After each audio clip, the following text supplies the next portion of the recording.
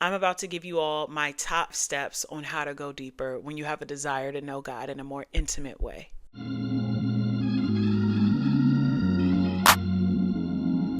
Welcome back to the Neighborhood Podcast. I am your neighbor Mila, and on today's episode, we are going to be talking about how to go deeper with God. You have the desire to get to know God in a more intimate way. What are the steps and things you can do to make that work? So tune in. I'm excited to share with you all my thoughts. Over time, I've had so many different people come up to me in my life and express their interest in wanting to know God in a more intimate way. It always overwhelms me in a beautiful way because we're having another soul come to the kingdom, come to the neighborhood where God dwells. And it also reminds me of almost like altar call at church. Now, I don't know about y'all, but every time there's altar call, I am just a mess. I'm sobbing. I just get so excited thinking about someone saying yes to God. I also cry pretty hard when they have baby dedications because what an honor to give your child back to God. But I really want to give you all a roadmap of things you can do when you have the desire to go deeper with God. Where can you start? What should you do? This episode is dedicated to you. I'm going to give you bite-sized things, nothing to overwhelm you. I'm a person that can get overwhelmed easily, and I don't ever want anyone to walk away from their desire to want to know God more intimately because they don't know where to start. So I'm going to give you guys a breakdown of some of the things I think have worked for me and have worked for other people that I know had the desire to go deeper. First things first, when you're getting to know someone, what do? You talk to them, right? You're texting them, you're hitting them up, you're making time to see them. You got to talk to God. That is the first step in developing your faith. And I always like to tell people you got to approach God like somebody you already know, because you do. And even though you feel like you may not, God knows you inside and out. You got to let that guard down when you're first trying to talk to God. And people think that talking to God in prayer has to be this deep, sovereign, like eyes closed, quiet place, whatever. But honestly, some of my favorite conversations with God are in my car. I'm driving and I'm literally just speaking out loud, having casual conversation. God is closer than we think. I think we've allowed church culture, if you will, to make us believe that God is this lofty thing in the sky that's like far away from us, and God is sovereign, but God's our friend. God is in the space with us at all times. And when we approach God, we shouldn't talk to him like he's this far away being. We should talk to him the way we would if we were talking to someone we wanted to get to know better. I always like to encourage saying whatever feels natural, whatever comes to mind. Talking to God can also feel like you're reflecting. A prompt to start with, if you're not sure where to start, is, expressing how you feel. God, I am feeling excited about this chapter of my life, or I'm overwhelmed. I'm feeling lost. I'm not really sure what to do. You will be surprised how you hear God's voice. Now, God's voice appears differently to everyone. Other people can hear God in dreams or in messages or in things they see, but please don't be discouraged if you start talking to God and you feel like he's not talking back to you. God is always talking back to you. And the closer you grow to him, you'll be able to discern his voice. The closer you grow to God, you'll be able to experience something and feel immediately like, okay, I heard you. I've been having so many of those moments lately. I'm currently in a chapter of praying over something that I'm trusting God to do for me. And there have been a few very specific instances where I've literally just felt like God came down from heaven and just kissed me on my forehead and affirmed me that he hears me. So don't be discouraged. God hears you and he is talking to you. You just really have to be intentional about putting in that effort. I've seen people say before the comparison of you don't recognize a voice you don't talk to often. You don't recognize that voice. So in order for you to hear it better, you're going to have to spend more time talking with God. That is one of the first steps in really trying to develop your relationship to know God more intimately. You got to talk to him. Another thing that's important when you're starting off on your faith journey and having desire to become close with God is taking in lessons. For me, It's sermons. I love a good sermon. I'm not a big TV watcher, and my friends and coworkers and everyone hates me for it, but I struggle with sitting down to watch TV. But I will put on a sermon and allow it to captivate me. Some of us don't have the best relationships with church, and if you haven't had the best relationship with church, and that's might not be the first place you want to go when you want to go deeper with God, that's okay. We have free things like YouTube University where you can sit in the comfort of your home and find a specific sermon that really encourages you. I am a huge fan of the Reverend Dr. Howard John Wesley from Alfred Street Baptist Church in Alexandria, Virginia. He streams his lessons online. I also really enjoy listening to Pastor Sarah Jakes Roberts. She is iconic. She's also a young Black woman, and I love to hear her perspective on things. But everyone might have a different teaching style they like. I also want to shout out Pastor Battle from Zion Church in PG County, Maryland. I think he also does an amazing job with his sermons. And when you take in the lessons, it allows you to apply those practices to your daily teachings. And I'll speak for myself, being a person who grew up and even in my adult life make a dedication to going to church Sunday, or at least taking in a sermon on Sunday or once a week. I take the lessons from that sermon and apply it throughout my week. When I'm having a moment of discomfort or discouragement, it doesn't matter what the sermon was on, I can find a way to apply it to what I have going on in that moment. Really be intentional about the content you consume. I spoke about this in episode 2, but our minds are sticky places. When I was a teacher, they used to teach us to make things sticky for children. And by sticky, we mean make it so that when you give it to them, it'll stick to their brain. A lot of times sermons, the notes that you gain from sermons are sticky, and pastors are taught to teach us in a way that makes things sticky so we can reference them. Also, feel free to take your notes. I'm a both and girl. Sometimes I'll want to write my notes out. Other times I will put them in my phone in a app I have. You just have to make sure that as you're consuming it, you're taking note of it so that it becomes more sticky. You have to take in the lessons. The lessons are in sermons, and lessons can also be in conversations. If someone has a relationship with God that you admire and you want to mirror your relationship in that capacity, call them. Someone that is a prayer warrior, call them. Someone that walks in faith, call them. Text them. So much of the wisdom I've gained in my faith is through the spiritual warriors that I've connected myself to, whether that be family members. I always share how much my grandmother really taught me so much about the faith. I grew up in church, and yes, my parents took me to church, but my grandmother was the first person I really saw lift her hands and speak so openly and loudly about what God has done for her in her life. Another step in really getting to know God deeper is taking in your lessons. And you can do that again through sermons. You can do that again through connecting with people that do have that faith walker journey that you admire and appreciate. The third thing that I would like to share that will truly help you grow deeper in your faith is my absolute favorite thing to do, and that's worship. What does worship mean, Mila? Worship is literally you taking the time to adore God. You taking the time to really sit and express your gratitude and your joy and sit in His presence. One thing that if you were new to having intimate worship, alone by yourself, not necessarily in a faith space, a great place to start is with music. Music will always have the words when you may not.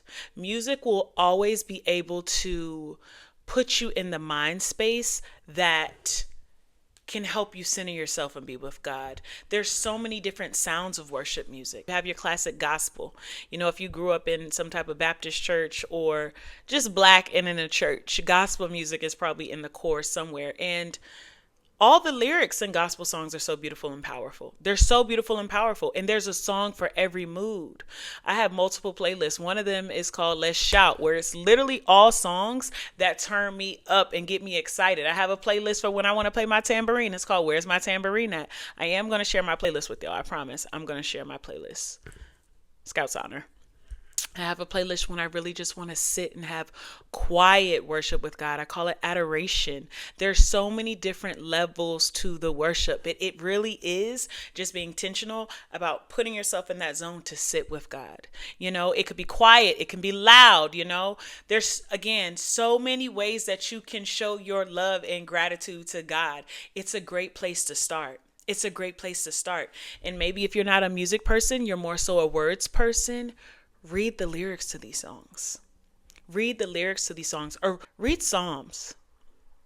What beautiful expressions of love to God. If you're more of a words person, there are so many beautiful places in the Bible. I'll put a few verses right here that are love songs and lyrics in the good book that you should totally check out. But worship is probably one of the most powerful gateways into getting to know God more intimately. It will transcend your mind and your spirit and your body and take you to a very beautiful place. When I'm happy, I make time for worship. When I'm sad, I make time for worship. When I'm anywhere in between, I make time for worship, because whenever I go to give God praise and just thank Him and just express feeling gratitude for where we are together, it always makes me feel better. Worship will heal you. Worship will heal you. In episode 2, I shared about a traumatic experience I had, and I'm telling you, I clapped my hands and sang gospel songs through my tears. I sang my just old faithful songs through my tears. And the more that I place myself in a position to be praising God in the good and the bad, it really blessed me. Praise is what I do. I vow to praise you through the good and the bad. I'll praise you whether happy or sad. We gotta do it whether happy or sad. Worship puts you in a posture to receive things. It also changes your mindset. We talked about joy. Yes, it's a challenge, but when you make a conscious effort towards it, it can really, really, really restructure, one, your nervous system. I'm not a doctor, but I've seen it happen a time or two. I'm speaking from my personal experience, and I'm speaking from what I've seen it do for other people as well. So worship is a powerful, powerful, powerful vehicle into growing closer to know God. One of the last steps that I want to give you all in growing your faith and getting to know God on a deeper level is probably going to not be your favorite, but it's accountability. It's accountability. No one enjoys holding themselves accountable. It's not fun.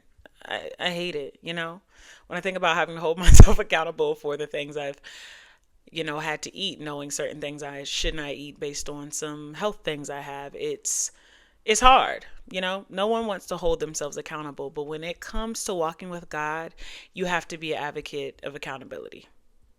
And the reason you have to hold yourself accountable in your faith is it is so easy to backslide. It's so easy to have done so much work, gotten into a good place, begin to truly feel the Holy Spirit in your heart and encompassing around you. And it can take just one small thing to just send you backwards. It can take one small thing to make you allow the enemy's voice to come back in. And I mean, it's going to happen. It's going to happen for someone, I've been on my faith journey for over 20 years.